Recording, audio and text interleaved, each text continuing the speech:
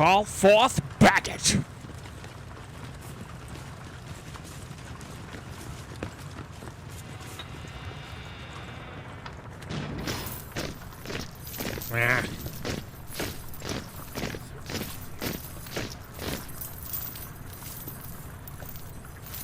Now, Bagot, freely speak thy mind.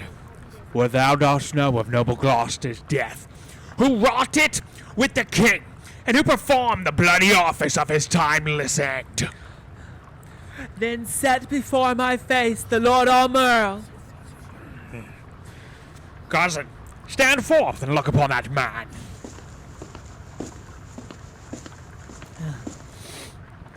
My Lord Armurl, I know your daring tongue scorns to unsay what once it hath delivered.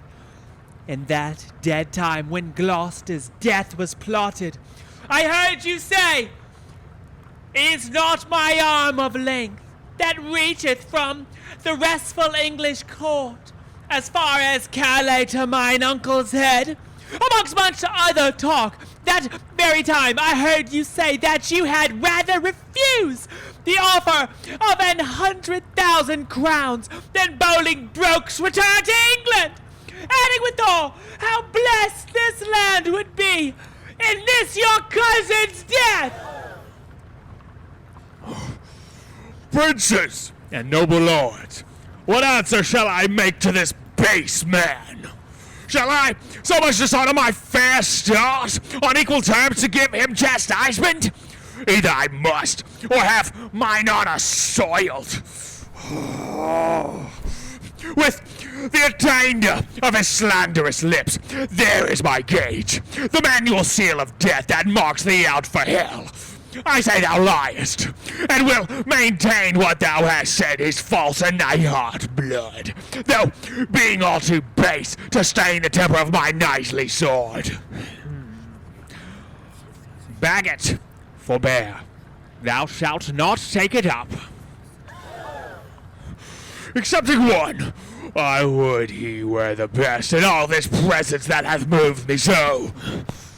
If that thy valour stand on sympathy, there is my gage on earth, engaged to thine, by that fair sun which shows me where thou standest.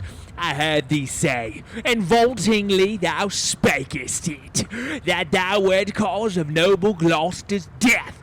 If thou deniest 20 times, thou liest, and I will turn thy falsehood to thy heart, where it was forged with my rapier's point. Thou darest not, coward, live to see that day.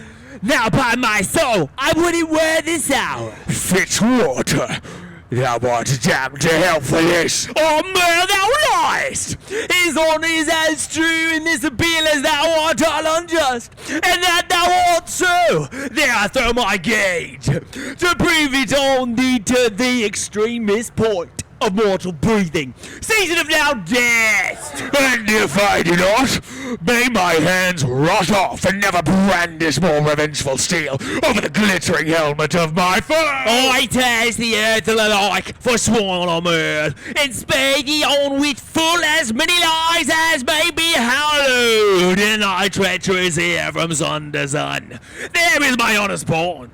Engage it to the trial, if thou darest. Who sets me else? By heaven, I'll throw a door!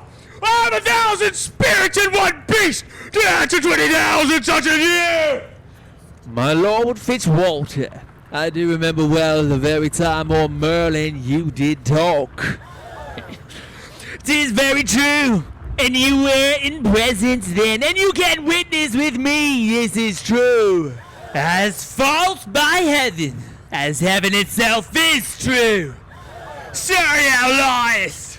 Dishonorable boy, that lie shall lie so heavy on my sword that it shall render vengeance and revenge till thou lie giver, and that lie do lie in earth as quiet as thy father's skull, in proof whereof there is my honour's pawn. Engage to the trial if thou darest. How fondly dost thou spur a forward horse? If I dare eat or drink or breathe or live, I dare meet Surrey in a wilderness and spit upon him whilst I say he lies and lies and lies. There is my bond of faith to tie thee to my strong correction, as I intend to thrive in this new world, or Merle is guilty of my true appeal. Besides, I heard the banished Norfolk say that thou, O Merle, didst send 2 of thy men to execute the noble Duke at Calais.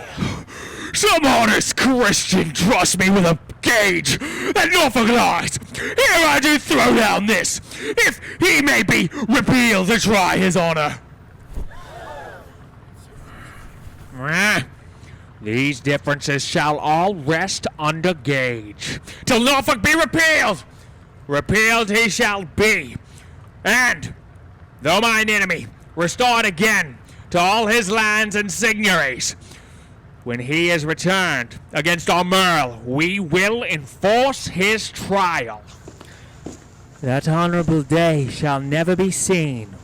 Many a time hath banished Norfolk fought for Jesu Christ in glorious Christian field, streaming the ensign of the Christian cross against black pagans, Turks, and Saracens, and toiled with works of war, retired himself to Italy, and there, at Venice, gave his body to that pleasant country's earth, and his pure soul unto his captain, Christ, under whose colors he had fought so long. Why, Bishop, is Norfolk dead? As surely as I live, my lord. Sweet peace conduct his sweet soul to the bosom of good old Abraham. Lords, appellants, your differences shall all rest under gauge, till we assign you to your days of trial.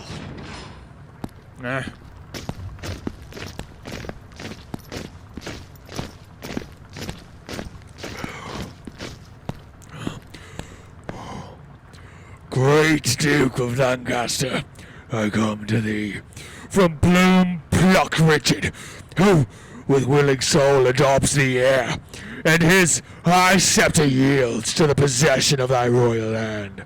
Ascend his throne, descending now from him, and long live Henry, 4th of that name!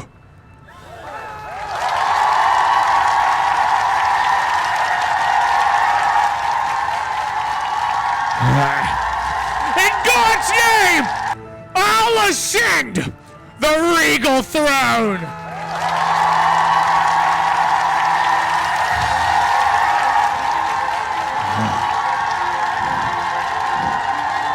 Nay, God forbid! Worst, in this royal presence may I speak, yet best beseeming me to speak the truth, would God that any in this noble presence were enough noble to be upright judge of noble Richard, that true noblesse would learn him forbearance from so foul a wrong. What subject can give sentence on his king? And who sits here that is not Richard's subject? Thieves are not judged, but they are by to hear, although apparent guilt be seen in them, and shall the figure of God's majesty, his captain, steward, deputy-elect, anointed, crowned, and planted many years be judged by subject and inferior breath, and he himself not present? Oh, forfended God, that, in a Christian climate, souls refined should show so heinous, black, obscene a deed. I speak to subjects, and the subject speaks, stirred up by God, thus boldly for his king.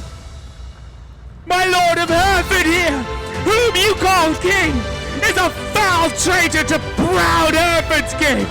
And if you crown him, let me prophesy, the blood of English shall manure the ground, and future ages groan for this foul act.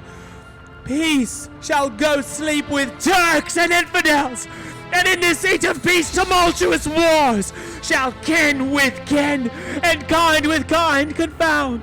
Disorder, horror, fear, and mutiny shall here inhabit, and this land be called the field of Golgotha, and dead men's skulls. Oh, if you raise this house against this house, it will the woefulest division prove that ever fell upon this cursed earth. Prevent it, resist it, let it not be so. Lest child's children cry against you. Woe! Well, have you argued, sir? And for your pains of capital treason, we are still here! My Lord of Westminster, be at your charge to keep him safely till his day of trial. May it please you not to grant the common suit. Fetch hither Richard, that in common view he may surrender. So we shall proceed without suspicion. I will be his conduct.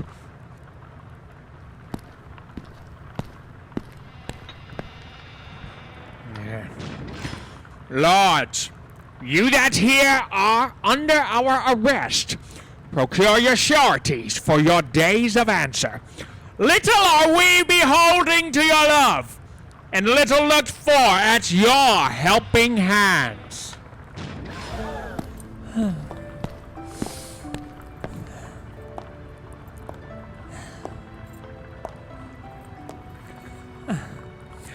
Alack! Why am I sent for to a king before I have shook off the regal thoughts wherewith I reigned? I hardly yet have learned to insinuate, flatter, bow, and bend my limbs, give sorrow, leave a while to do to me to this submission. Yet I well remember the favors of these men. Were they not mine? Did they not sometime cry, all hail to me? So Judas did to Christ, but he in 12 found truth in all but one. I in 12,000, none. God save the King. Will no man say amen? Am I both priest and clerk? Well then, amen! God save the King, although I be not he, and yet amen. If heaven do think him me, to do what service am I sent for hither? To do that office of thine own goodwill, which thy majesty did make thee offer. The resignation of the state and crown to Henry Bolingbroke. Give me the crown.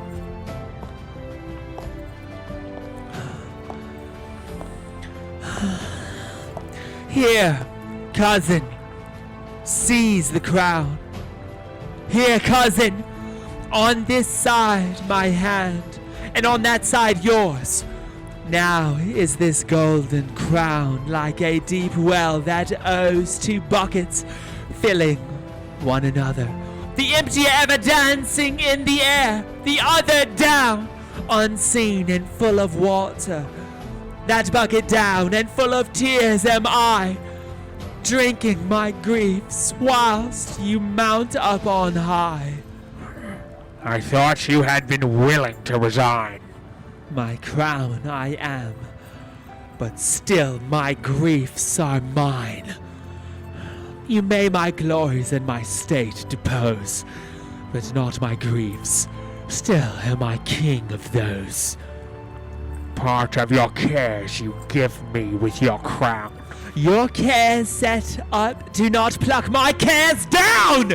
My care is loss of care, and my old care done. Your care is gain of care, my new care won.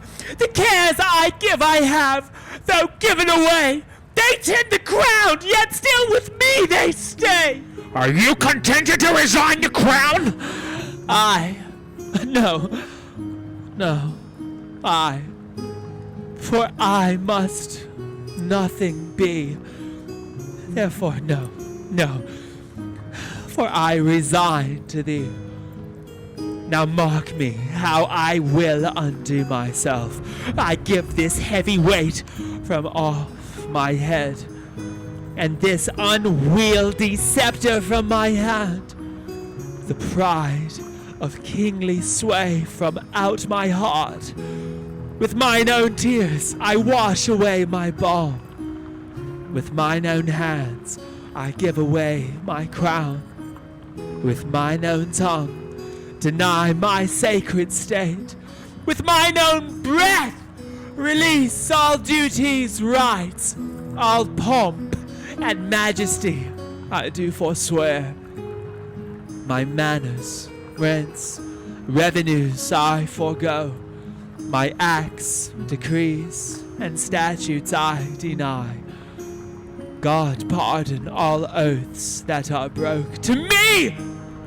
God keep all vows unbroke that swear to thee! Make me that nothing have, with nothing grieved, and thou with all pleased that has all achieved! Lord, mayest thou live in Richard's seat to sit, and soon lie Richard in an earthly pit. God save King Harry, unkinged Richard says, and send him many years of sunshine days. What more remains? No more!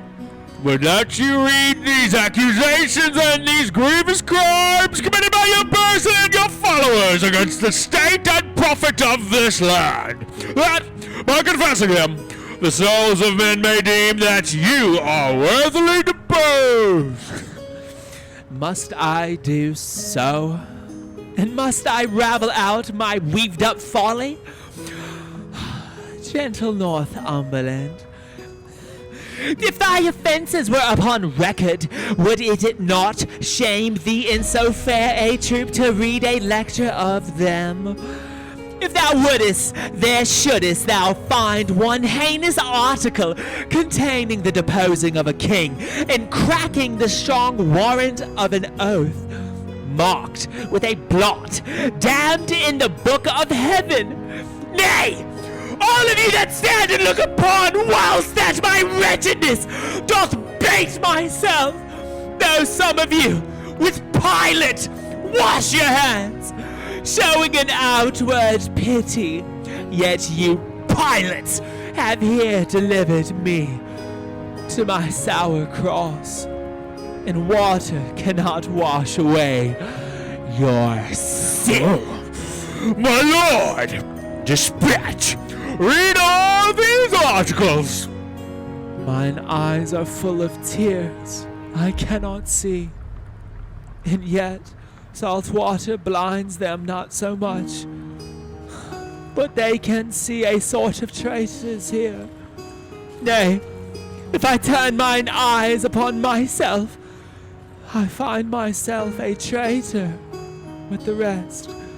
For I have given here my soul's consent to undeck the pompous body of a king, made glory base, and sovereignty a slave, proud majesty a subject, state a peasant. My lord! No lord of thine, thou hot, insulting man, nor no man's lord.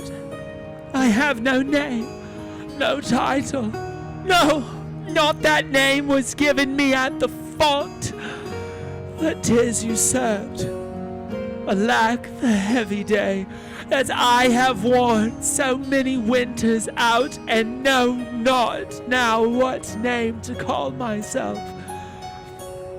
Oh, that I were a mockery king of snow, standing before the sun of Bolingbroke, to melt myself away in water drops. Good king, great king, and yet not greatly good. And if my word be sterling yet in England, let it command a mirror hither straight, that it may show me what a face I have, since it is bankrupt of his majesty. Go, Some of you in fetch a looking glass. Read all this paper while the glass doth come. Fiend! Thou torments me ere I come to hell!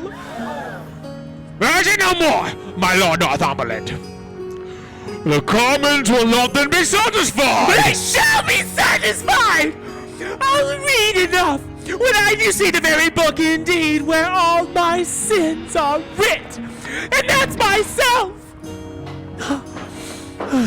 Give me the glass, and therein will I read. No deeper wrinkles yet. Hath sorrow struck so many blows upon this face of mine and made no deeper wounds?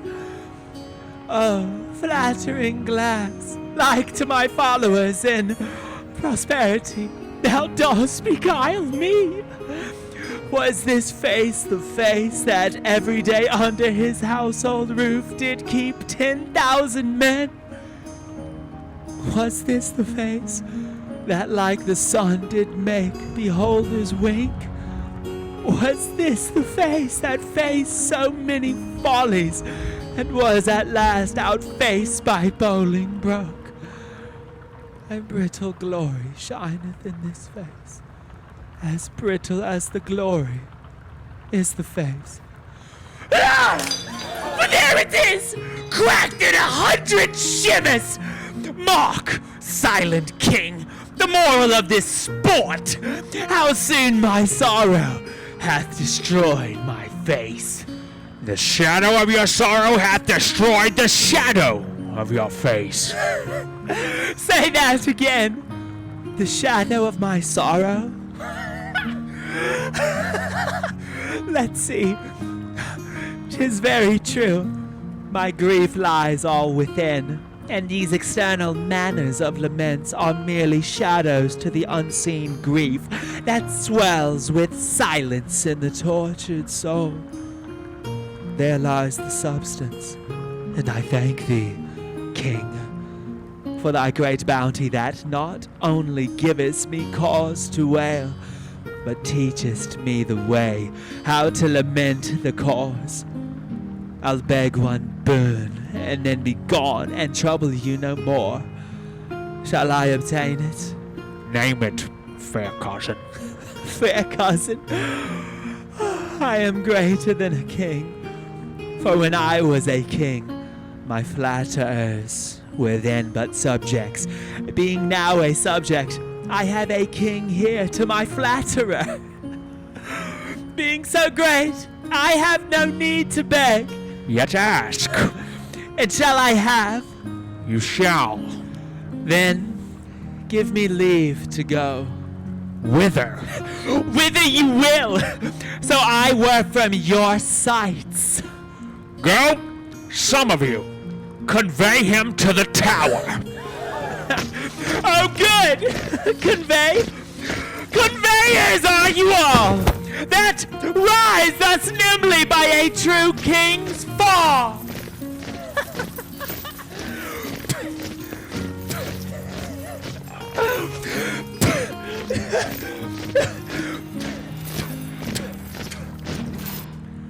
On Wednesday next, we solemnly proclaim our coronation! Lords, be ready!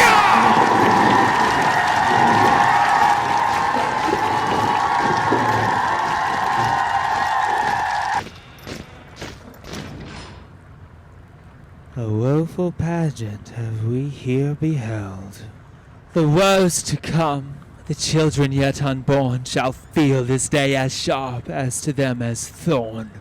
You holy clergymen, is there no plot to rid the realm of this pernicious blot? My lord, before I freely speak my mind herein, you shall not only take the sacrament to bury mine intents, but also to effect whatever I shall happen to devise. I see your brows are full of discontent, your hearts of sorrow, and your eyes of tears. Come home with me to supper. I will lay a plot shall show us all a merry day.